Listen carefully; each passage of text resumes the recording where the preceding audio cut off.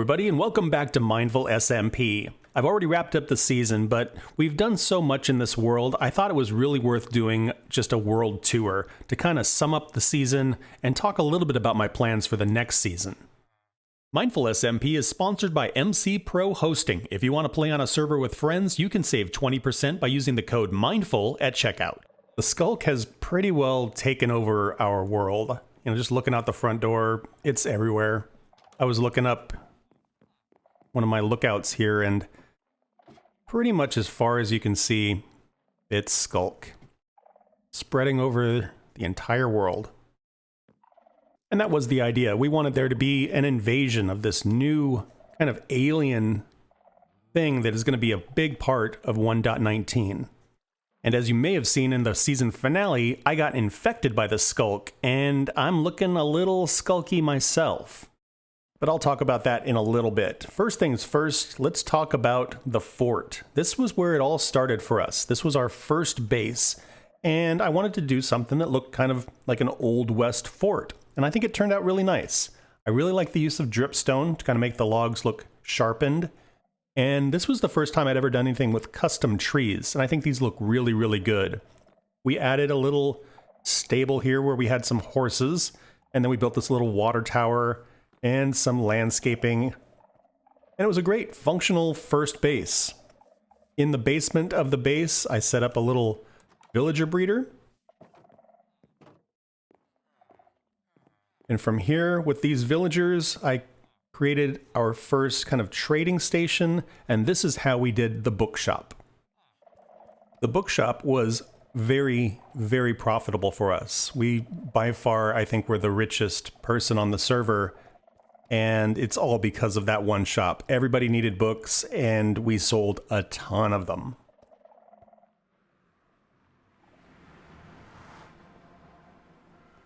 Oh, hello.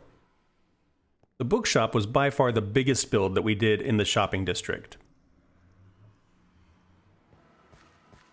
And it was meant to be sort of a magic castle, Hogwarts-inspired build.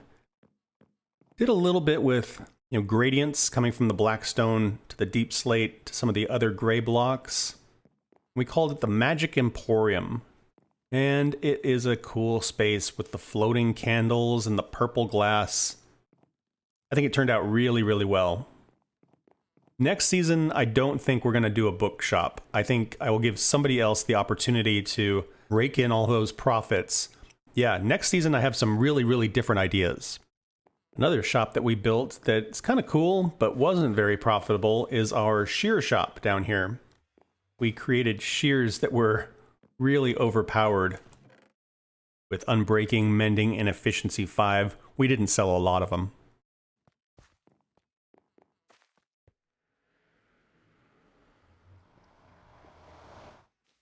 We did a little bit of building over here in the main part of our shopping district as well. We originally built this shop as a bow shop, but we repurposed it so it was a place where people could exchange mob heads. And then we helped out a lot with some of the infrastructure and the paths and things like that over here. We also built a slime shop over here that wasn't especially profitable, just because there's not a lot of real heavy redstoners over here. So didn't sell a ton of slime.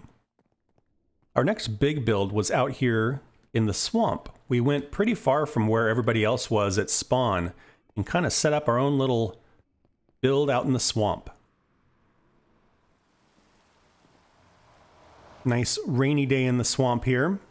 So the swamp was a bunch of smaller builds that all kind of fit together. The first one we built was our shack here. This was kind of just our main base. There's a bed, crafting table, some storage, that sort of thing. And underneath the shack was a slime chunk. And so I built a slime farm. And then next door to our shack, we had this little space here where we could collect our slime. Out in this direction, underneath this building, is a amethyst geode. And so I built kind of like a little gift shop. And this is just a really nice, very cool space. And then the amethyst geode is just down here.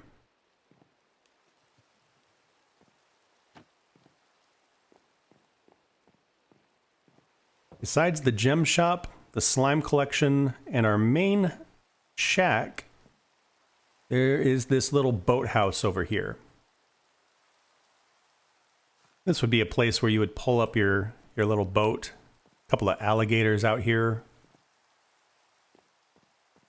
And then finally we had just kind of a broken little shack over here, which is what houses our portal. Once we got done with the swamp build, came back a little closer where everybody else was, and we started work on the Carnival.